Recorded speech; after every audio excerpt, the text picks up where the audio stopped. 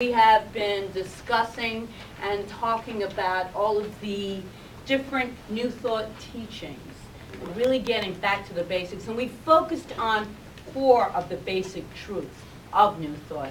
And I want to spend a couple of minutes in a review of where we have been and where we are right now. So we've talked about these truths. The first one is that we are divine beings, and we are, as we like to say, having this human experience. So we are spiritual beings having a human experience. You'll hear that phrase a lot, but it's good to remind ourselves that we truly are spiritual beings, and we have human experiences, as Dennis pointed out. As I had this morning with my flat tire, we have human experiences, but ultimately, the truth of who we are is this divinity. That's our eternal true self. So that's the basic #1 truth for all of us to really embody and to really move into. Number 2, the truth number 2. Actually, I'm not going to go into that yet. We're going to go, because the first Sunday that we spoke, we didn't have service on January, but on January 8th, we looked at some of the concrete ways to awaken, because it's about awakening. That's our first step, is awakening. And we took this ego self-assessment test, and I know that you all remember exactly what it was. So we don't really have to review it, right? Right. You all remember it? Yes.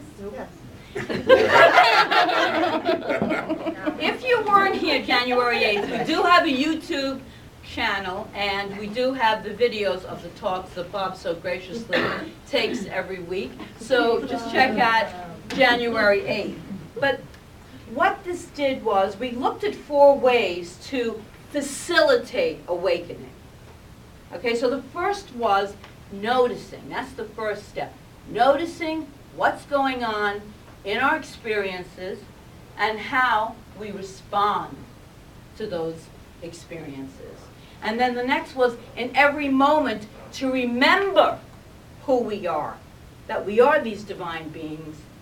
And then number 3 was making friends with the present moment, which is being in the now and being friends with the now, co-creating, because that's where we're making our next experience from, the eternal now. And the 4th was praying every day for an expanded consciousness, and that consciousness would be also to move us out of the egoic state of thinking that sometimes we get stuck in. So I feel that that one is a really big one, to have a prayer every day that we connect with our divine selves, and that we move ourselves more and more out of the egoic belief system that doesn't serve us. If you have some beliefs that serve you, keep them. But those ones that hold us back. So that's a very important part of the ego assessment exercise that we did. Truth number 2 is God is always present in our lives, omnipresence, because everything is God. God is the creator. God is the creative process, and God is the creation. God is all. God is everything. Okay, there's nothing that exists that is outside this infinite I am, this great eternal I am. It is all God, all of it. And so, this is something, this whole awareness is something that we can move into in a blink of an eye. We can become aware of the presence within us. We can become aware. Truth number 3, which we covered last week, was God's power of creation is constantly at work.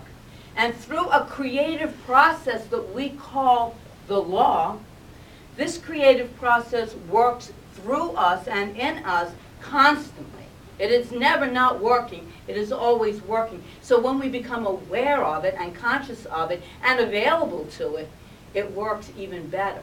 It works to our advantage, because we can be conscious of what we're thinking, because that's what we're creating. So with each breath, we can become available We can become available to work in harmony with it. And we can become available in a way that Ernest Holmes writes about in this thing called You. Let nothing come forth from our mouths that we would not want returned in our lives. I said that last week.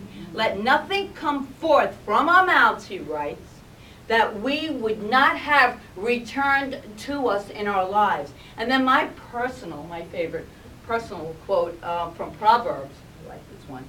There is life and death in the power of the tongue. Remember that one? Yeah. So remember the statement, there is only one thing.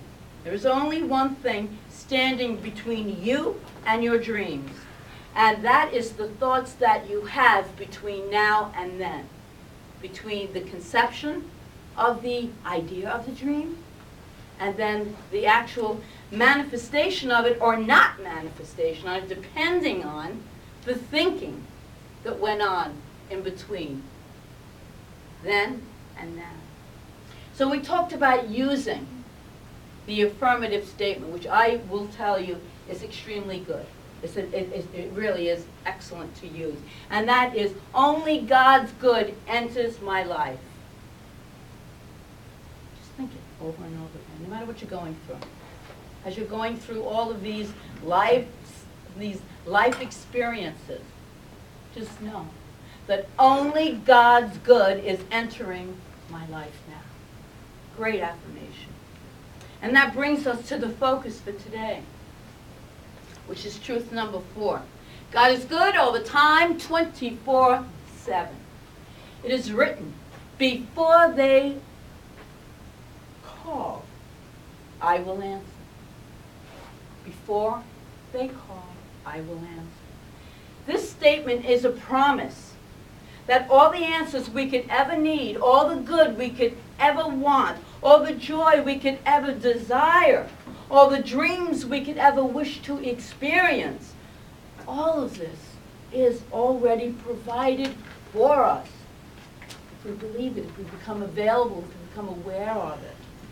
And so I have a question for all of you today, this morning. What do you want? Do we ever think about that? Really? What do you really want? What do you really, really want? Everybody can think about that. What do you really want? Because every one of those desires, whether it is to have something, to be something, to experience something, every one of those desires has been planted in you by an infinite source of intelligence, the creative energy of this universal divine mind of God, the thing we do call God. Infinite invisible. I love that. The infinite invisible.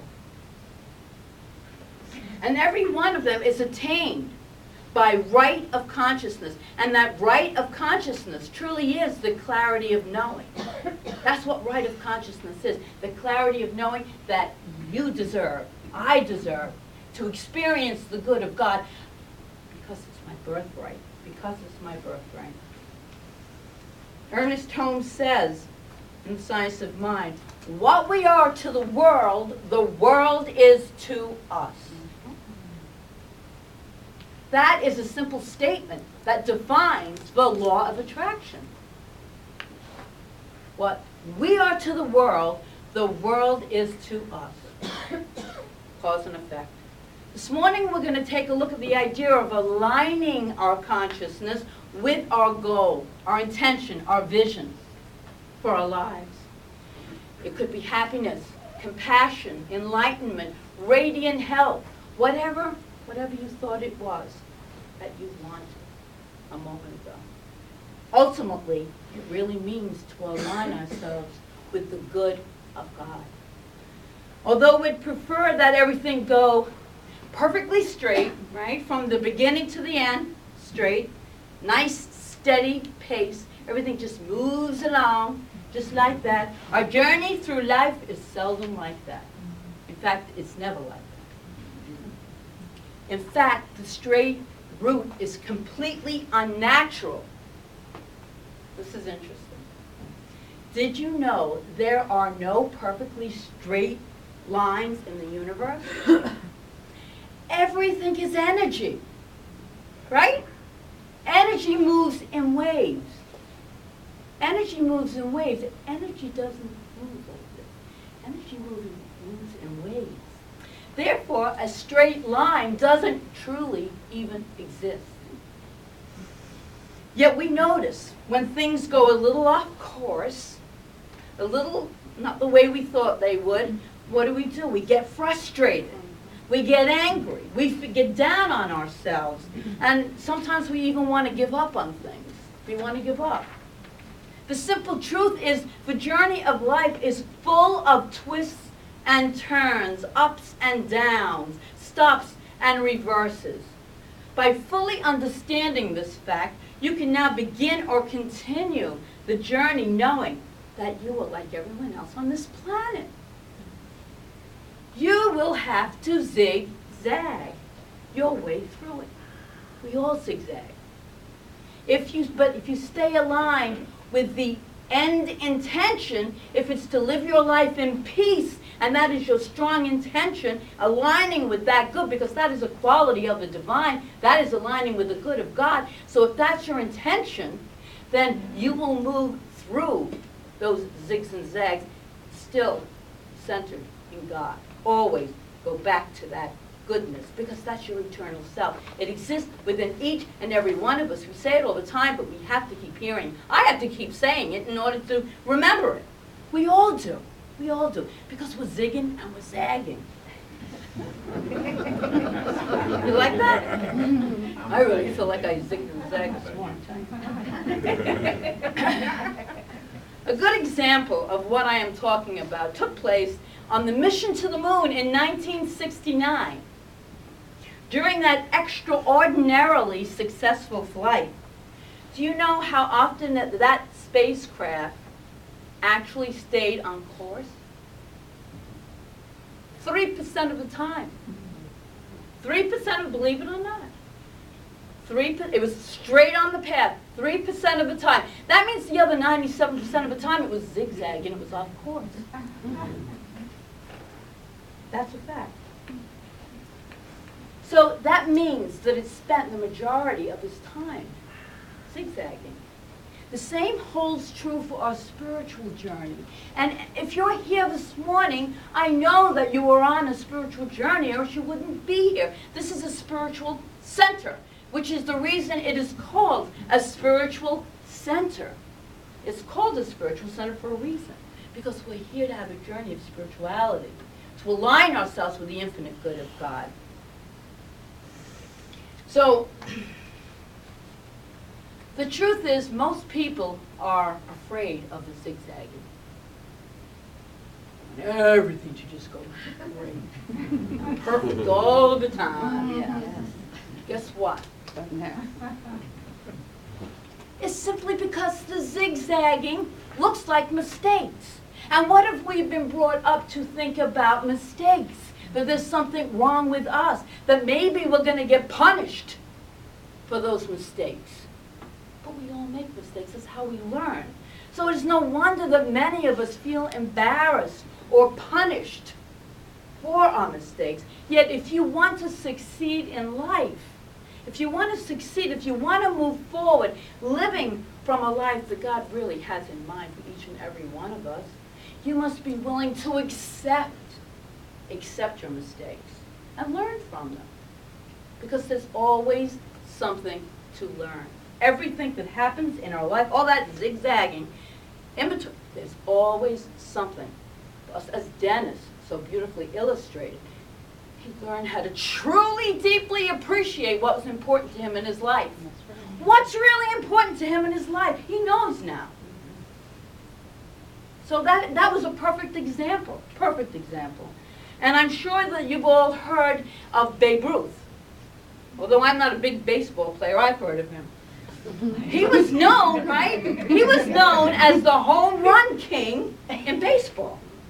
But what many people seem to forget, however, is that he was also known as the strikeout king. Those things that we call mistakes are our natural way of learning. They are the feedback. Think of that. The universal feedback for what we need to get us on the path that serves our highest good, where we really learn to deepen. You know, sometimes when the most painful, serious, and devastating experiences take place, that's when we learn the most. That contrast is if we turn to the higher power, if we turn within, where that high power does exist, that's where we learn the most. And then we get back into that whole flow of infinite alignment with the goodness of God. And here's Ernest Holmes' take. He wrote something on mistakes, which this is really good. In Science of Mind, our textbook that we use, he says, suppose someone says, I have made lots of mistakes in my life. I had opportunities I did not grasp. Everyone has this feeling, he writes, at some time or another. But this is the direct belief that there is but one opportunity that comes to us. One. And if we do not take it, we will have no more. This is a belief in limited opportunities. And it must be denied completely and specifically. Isn't that great? We have limitless potentiality always available to us. Not one time. So we screwed up on one thing. There's plenty more opportunities that the universe is going to provide to us. Always. Always. It's limitless. It's limitless, just like our mistakes. They're limitless. But we learn from.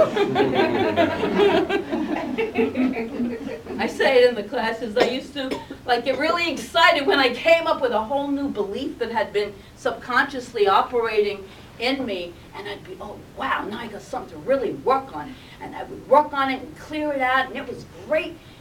Until I finally, years and years and years of doing this, realized that my subconscious limitlessly will provide more of these beliefs because they're always there. So be at peace with who we are, because truly and really the eternality of who we are, the divinity of who we are, is what we celebrate, what we are aligning with. So life zigzags. Get used to it. It's going to happen anyway. It's going to happen anyway.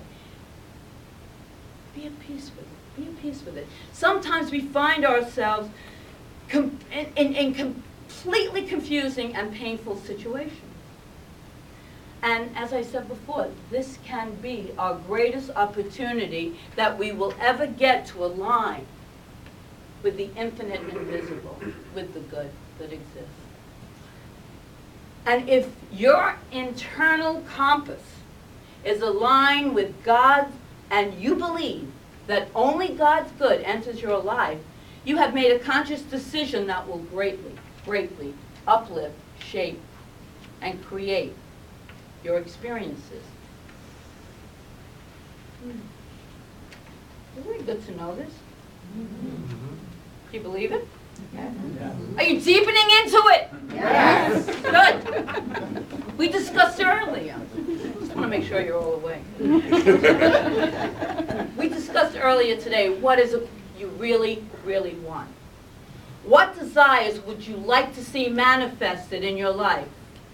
So I would like to take the next few minutes in a process that we call visioning. And I know that many of you may be familiar with this, some of you may not be. But visioning is opening to God's highest and best good for you, something beyond